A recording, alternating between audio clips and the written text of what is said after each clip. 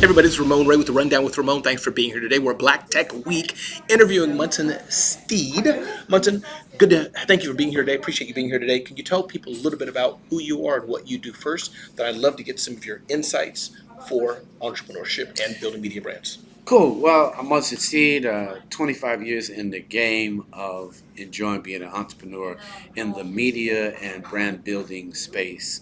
Uh, Thank you so much for having me on this phenomenal podcast. Very proud of you Thank you. and all the young brothers that are building our voices in ways and dynamic persuasions to get us to think better, be better, and to grow better. Well, I love that. Think better. That's very important. And for those who don't know, what is rolling out?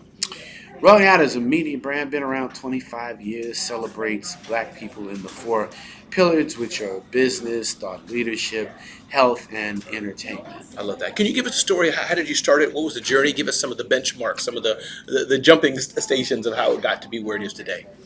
Well, that's interesting. I was in the magazine business, and Lynn Burnett and Keith Clinkscale were running Vibe, and the Source magazine was a thing, and Heart and Soul was a thing, and obviously Ebony and Jet was a thing, and I had no USP, and I had a magazine called Direct Wire, and I had one client, big client, and the client said, he said, well, what else do you dream about other than your magazine? I said, well, I'd love to have alternative weeklies, which were the free weeklies, and I said I have a network of those because there was a network of alternative weeklies, and then I'd have a USP, unique selling proposition.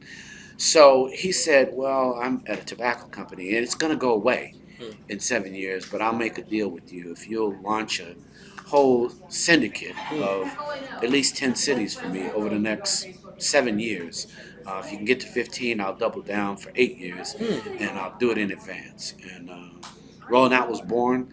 That was a moment when, Ludacris was Chris Lover Lover. Maynard Jackson, R.I.P., the first black mayor of Atlanta, was our first cover. But from that moment, we started in Atlanta where Outkast and Big Boy were just coming out. LaFace Records had just moved there. So Def had just started. Freaknik was a real thing. And we got our start. And obviously Atlanta dominates the Billboard right now. Usher was 16 at that moment. Wow. So we've had a wonderful, phenomenal run, enjoying the progress, and obviously it pivoted to a whole brand.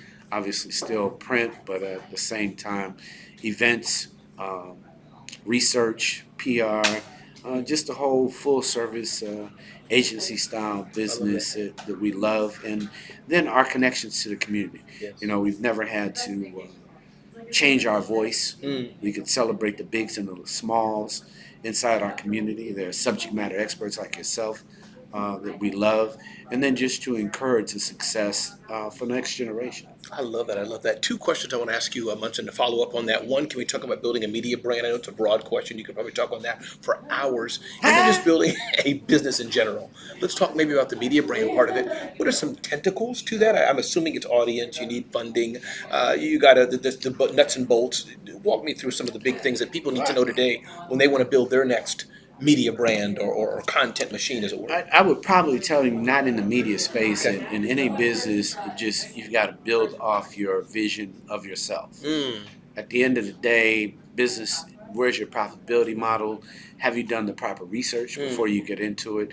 There are lots of, when I was here, there was no AI. Yeah. So I wouldn't look to somebody. I think there's one of my favorite entrepreneurs right now is the young lady who has Uncle Nearest, and clearly she's a $1 billion sister. And she says most entrepreneurs talk about old information. So what was relevant for me 25 years ago is not relevant today. And if you're not on the cutting edge of what your reality is, then you typically are going to have old plays. And so I would say research, study the data. Figure out what your heart is content with. Be an entrepreneur like yourself. Yes, sir. Very agile. Be willing to learn. But more than anything, have a contract with yourself that greatness is within you and that you are going to be successful.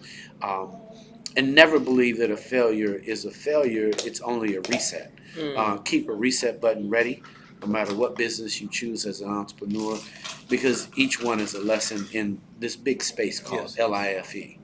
Well, it seems like I don't even need to ask the question about business because I suspect this is all the key right there, the mindset. Do you mind just unpacking that a bit more? It seems like a lot of this is in your head, not the nuts and bolts of success. That's what I'm picking up. I think you interviewed enough phenomenal entrepreneurs, but I think the mindset is, we as African Americans have to put on a face. Black people have to put on a face every day. Mm, But if you don't come to life and entrepreneurship with a game face, mm, you already lost. mm, You've got to have that compassion inside yourself to give yourself grace. There's not always a welcoming mat.